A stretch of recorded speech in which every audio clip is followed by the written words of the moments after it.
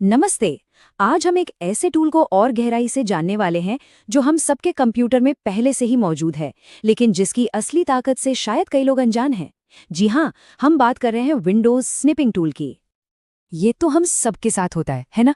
कभी कोई error message भेजना हो, या वेब पेज का कोई हिस्सा सेव करना हो, या फिर किसी को कुछ समझाने के लिए बस एक क्विक विजुअल बनाना हो।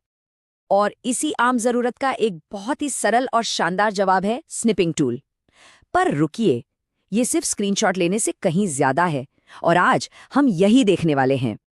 तो आज हम क्या क्या कवर करने वाले हैं? सबसे पहले हम समझेंगे कि ये टूल है क्या, फिर इसके 5 अलग अलग कैप्चर मोड्स को देखेंगे, ये सीखेंगे कि अपने स्निप्स पर निशान कैसे लगाएं, इसके सबसे दमदार वीडियो और टेक्स्ट फीचर्स को अनलॉक करेंगे, और आखिर में कुछ प्रो टिप्स और शॉर्टकट्स के साथ इसे खत्म करेंगे जो काम करने के तरीके को बदल सकते हैं। तो चलिए शुरू करते हैं। सबसे पहले और सबसे जरूरी सवाल, इस टूल को ढूंढें कैसे और चलाएं कैसे? देखिए, इसे स्टार्ट मेन्यू में जाकर तो खोज ही सकते हैं, लेकिन असली मजा जो कहते हैं ना, वो तो कीबोर्ड शॉर्टकट्स में है। इमेज के लिए विंडोज लोगो की प्लस शिफ्ट प्लस एस, और वीडियो के लिए विंडोज लोगो की प्लस शिफ्ट प्लस आर। इन्हें बस याद कर लीजिए, ये आपके बहुत काम आने वाले हैं, यकीन मानिए। तो ठीक है, क्या क्या कैप्चर कर सकते हैं? ये सिर्फ पूरी स्क्रीन तक ही सीमित नहीं है। ये टूल कमाल की सटीकता देता है। फ्री फॉर्म मोड से आप किसी भी आकार को ट्रेस कर सकते हैं। आयत मोड तो स्टैंडर्ड है ही। विंडो मोड किसी एक ऐप विंडो को पकड़ने के लिए बेहतरीन है, और फुल स्क्रीन तो सब कुछ ले लेता है।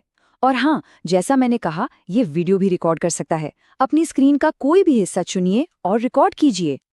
एक बार स्निप ले लिया तो काम यहीं खत्म नहीं होता। असल में असली मजा तो यहीं से शुरू होता है। स्निपिंग टूल आपको एक एडिटिंग विंडो देता है। मान लीजिए किसी बटन पे ध्यान खींचना है तो पेन का इस्तेमाल करें। किसी जरूरी टेक्स्ट को हाईलाइट करना है तो हाइलाइटर है। गलतियों को मिटाने के लिए इरेजर है, और हाँ, इमेज को क्रॉप भी कर सकते हैं।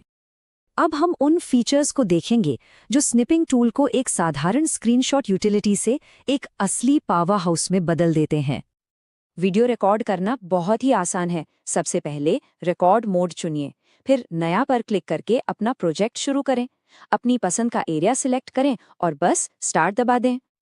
और यहीं पर ये टूल वाकई में चमकता है। ये सिर्फ रिकॉर्डिंग पर नहीं रुकता।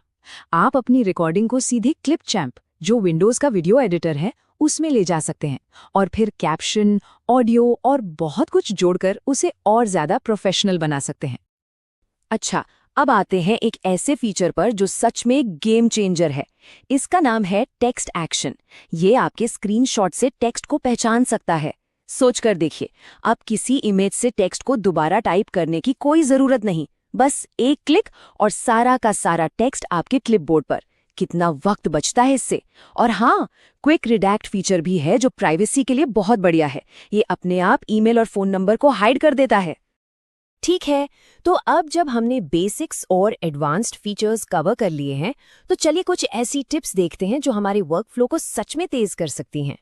पावर यूजर्स के लिए कीबोर्ड ही सब कुछ है। Alt+N से आप तुरंत उसी मोड में एक और स्निप ले सकते हैं। Ctrl+C और Ctrl+S तो क्लासिक कॉपी और सेव हैं, लेकिन मेरा पसंदीदा है Alt+D। ये आपको कैप्चर में देरी करने देता है, और ये एक ऐसा फीचर है जिस पर एक अलग से स्लाइड बनते हैं। क्या कभी उस ड्रॉप डाउन मेन्यू को कैप्चर करने की कोशिश की है जो क्लिक करते ही गायब हो जाता है? हम सब ने की है। डिले कैप्चर इसका समाधान है।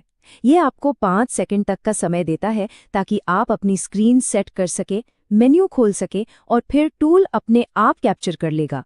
ये एक क्लासिक प्रो ट्रिक है। अपने स्निप्स को मैनेज करना भी आसान है। वे अपने आप स्क्रीनशॉट फोल्डर में सेव हो जाते हैं, जिसे आप बदल भी सकते हैं। और मेरी एक सलाह है, ऐप को अपने टास्क बार पर पिन कर लें। इससे ये हमेशा बस एक क्लिक की दूरी पर रहेगा। और जानते हैं, ये और भी बेहतर होने वाला है। कोपायलट प्लस पीसी पर आने वाले नए फीचर्स को देखिए। परफेक्ट स्क्रीनशॉट अपने आप किसी ऑब्जेक्ट के चारों ओर फ्रेम को एडजस्ट कर देगा, और कलर पिकर से स्क्रीन पर कहीं से भी सटीक कलर कोड उठा पाएंगे। मतलब भविष्य तो काफी रोमांचक है। तो इन सभी फीचर्स को जानने के बाद ये सोचने वाली बात है, चाहे वो काम के लिए हो, पढ़ाई के लिए हो, या सिर्फ दोस्तों के साथ कुछ मजेदार साझा करने के लिए, स्निपिंग टूल मदद के लिए तैयार है। तो सवाल ये है कि आप इसका इस्तेमाल कैसे करेंगे।